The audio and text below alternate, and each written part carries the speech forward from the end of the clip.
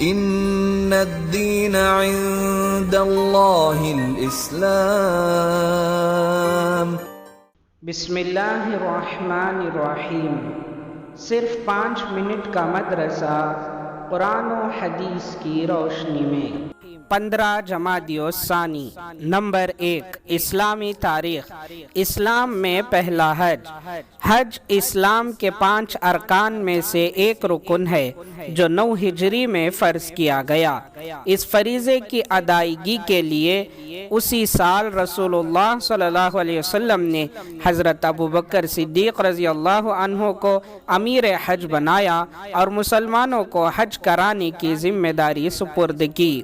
حضرت ابوبکر رضی اللہ عنہ مدینے سے 300 آدمیوں کا قافلہ لے کر حج کے لیے روانہ ہوئے اور ساتھ میں قربانی کے لیے 5 جانور بھی لے لیے۔ خود رسول اللہ صلی اللہ علیہ وسلم نے بھی قربانی کے 20 جانوروں کو گردن میں قلادہ پہنا کر ساتھ میں روانہ کیا۔ اس کے بعد سورہ برات کی آیتوں کے اعلان کے لیے حضرت علی رضی اللہ عنہ کو روانہ کیا۔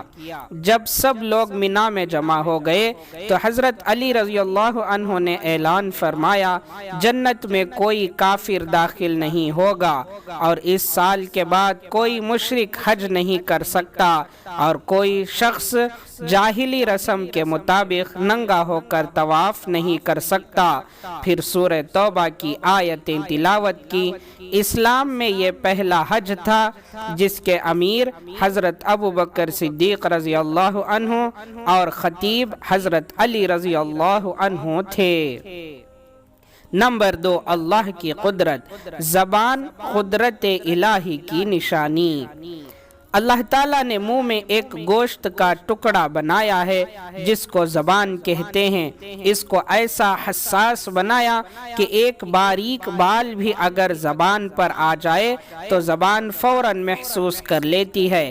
اس میں اللہ نے بولنے کی صلاحیت بھی رکھی ہے، نیز اس میں چیزوں کی لذت اور قوت ذائقہ رکھی کہ انسان موافق و مناسب چیزوں کو استعمال کرے اور خراب اور بدمزہ چیزوں کو چھوڑ دے۔ اسی لذت کی وجہ سے کھانا مزے لے کر کھایا جاتا ہے۔ اطباء نے لکھا ہے کہ جو کھانا مزے لے کر کھایا جائے وہ خوب ہضم ہو جاتا ہے کیونکہ اس کو طبیعت قبول کرتی ہے۔ غور تو کیجئے کہ زبان کے اس چھوٹے سے ٹکڑے میں اتنی ساری صلاحیتیں کس نے رکھی ہیں۔ نمبر 3، ایک فرض کے بارے میں۔ نماز کے چھوڑنے پر وعید۔ رسول اللہ صلی اللہ علیہ وسلم نے فرمایا، نماز کا چھوڑنا آدمی کو کفر سے ملا دیتا ہے۔ مسلم۔ ایک دوسری حدیث میں آپ صلی اللہ علیہ وسلم نے فرمایا، ایمان اور کفر کے درمیان نماز چھوڑنے کا فرق ہے۔ ابن ماجہ۔ نمبر 4، ایک سنت کے بارے میں۔ کرتا پہننے کا مسنون طریقہ۔ رسول اللہ صلی اللہ علیہ وسلم جب کرتا زیب تن فرماتے تو دائیں طرف سے شروع فرماتے۔ ترمذی۔ نمبر 5، ایک اہم عمل کی فضیلت۔ سب سے بہترین آدمی۔ رسول اللہ صلی اللہ علیہ وسلم سے پوچھا گیا، سب سے بہترین آدمی کون ہے؟ آپ صلی اللہ علیہ وسلم نے فرمایا، اللہ سے زیادہ ڈرنے والا اور صلح رحمی کرنے والا اور لوگوں کو بھلی باتوں کا حکم کرنے والا اور برائیوں سے روکنے والا۔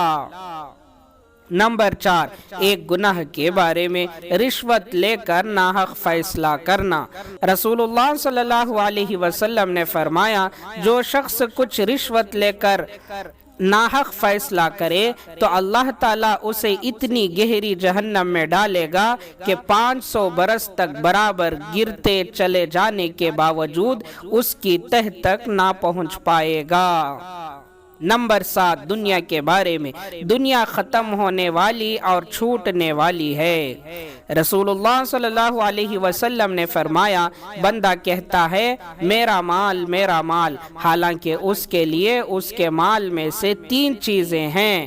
ایک وہ جو کھا کر ختم کر دیا، دوسرا وہ جو پہن کر پرانا کر دیا، تیسرا وہ جو صدقہ دے کر آخرت کے لیے ذخیرہ کر لیا، اور اس کے علاوہ جو کچھ ہے وہ ختم ہونے والا اور لوگوں کے لیے اسے چھوڑنے والا ہے۔ مسلم۔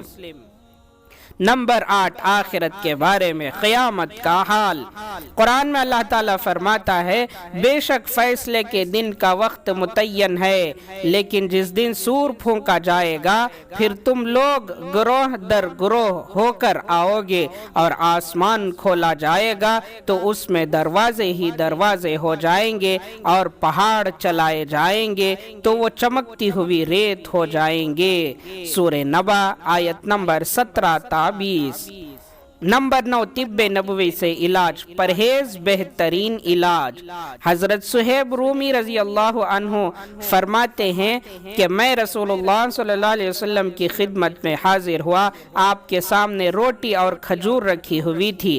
آپ صلی اللہ علیہ وسلم نے فرمایا قریب آ جاؤ اور کھاؤ۔ میں کھجور کھانے لگا۔ آپ صلی اللہ علیہ وسلم نے فرمایا تم کھجور کھا رہے ہو جبکہ تم کو آنکھ کی بیماری ہے۔ میں نے عرض کیا اے اللہ کے رسول، میں دوسری جانب سے چبا رہا ہوں۔ یہ سن کر رسول اللہ صلی اللہ علیہ وسلم مسکرا پڑے۔ ابن ماجہ۔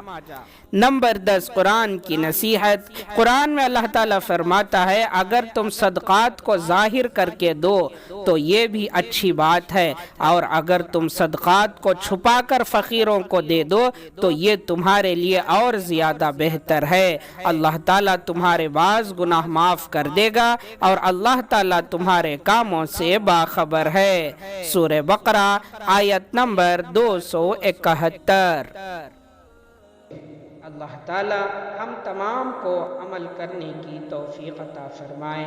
سبحان اللہ و بحمدہ، سبحانک اللہم و بحمدک، ونشہد ان لا الہ الا انت، نستغفرک و نتوب الیہ۔